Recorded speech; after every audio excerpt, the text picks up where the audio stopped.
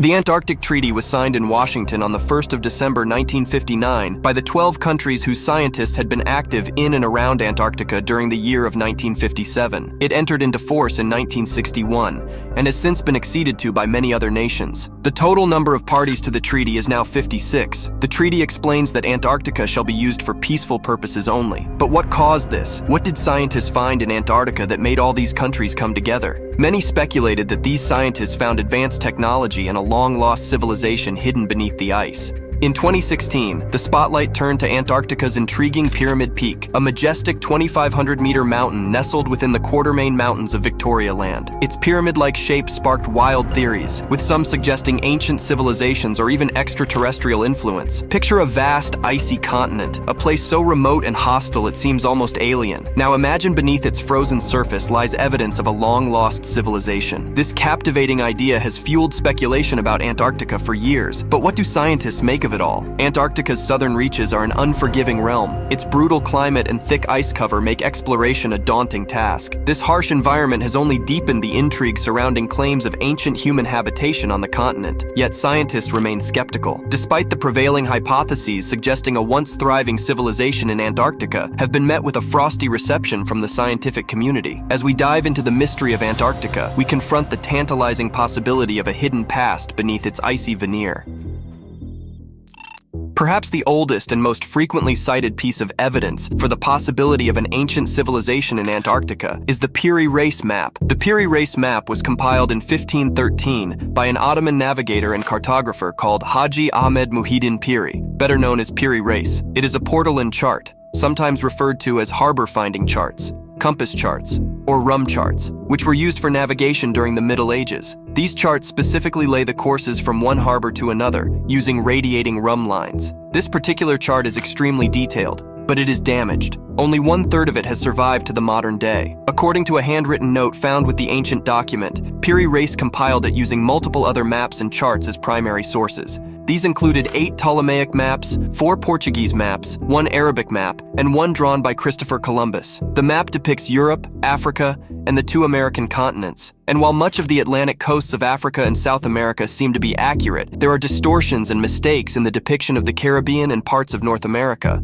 For instance, some of the Caribbean islands are missing, but a mythical one called Antillia has been included. Ever since it was discovered, the map has garnered a lot of attention for some other unusual features. Chief among them is the appearance of a landmass that some people identify as Antarctica, which, if this is the case, was mapped by Reis about 300 years before it was actually discovered. More concerningly, if it is the southern continent, then it also depicts it as being free of ice, which has not been the case for over 6,000 years. According to traditional accounts, Antarctica was not discovered until the early 19th century, though scholars debate who the first person to spot it really was. So if the Piri Reis map does depict this landmass, then it would suggest that its creator had insights that subsequent explorers did not. For some, this is evidence of a lost advanced civilization who were capable of mapping the world with extraordinary detail long before anyone else, while others believe it is a sign that aliens created the map while examining the planet from space. The idea that it depicts Antarctica was made popular by Professor Charles Hapgood in his 1965 book,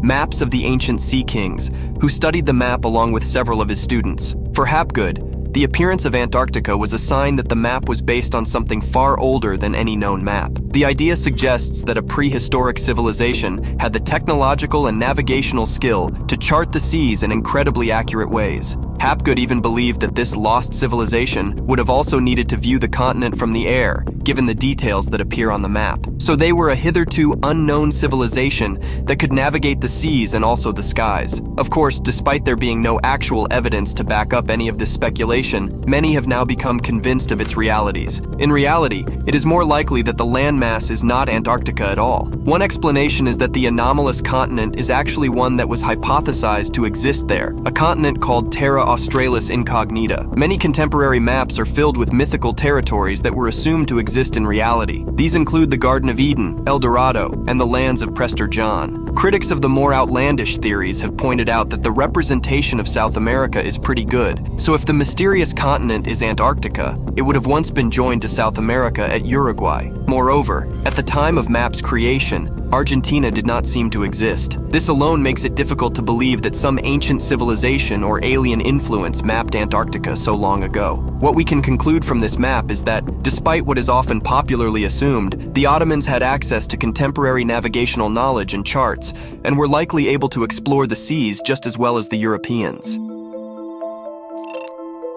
Back in 2016, an unnamed pyramid-shaped mountain in Antarctica went viral with some internet users claiming that it must be a relic of a bygone civilization. Others, meanwhile, posited that aliens deserved credit for the peculiar monolith. Experts, however, had a much more straightforward explanation. Freeze-thaw erosion, in which water enters cracks in the rock and then freezes and expands overnight, enlarging cracks and causing parts of the rock to break off, is the most likely cause for the shape that human eyes construed as pyramidal. Most mountains are made up of different rock types, which erode at different rates to create an irregular shape. It suggests, since it came out so evenly, that the rock type is fairly uniform. Eric Rigneau, a professor of Earth System Science at the University of California, Irvine, told Live Science, "This is just a mountain that looks like a pyramid." Undaunted by evidence, logic, or the critical thinking of scientists, some people have continued to advance pyramid theories based on what they call anomalies in satellite imagery of the continent, which to their eyes suggest more yet-to-be-discovered artifacts and ruins from a time gone by. Experts, however, say these anomalies are again likely to be explained by geological processes, just like the Pyramid Mountain. Scientists still don't know as much as they'd like to about Antarctica, but they know enough to believe that these anomalies are more likely to be evidence of subglacial lakes or unusual ice formations than any kind of structures made by some heretofore unknown intelligent race. The tools that researchers have at their disposal to study this remote continent haven't revealed anything suspicious. Deep penetrating radar, for example, has not uncovered any proof to back up claims of ancient human activity in the area.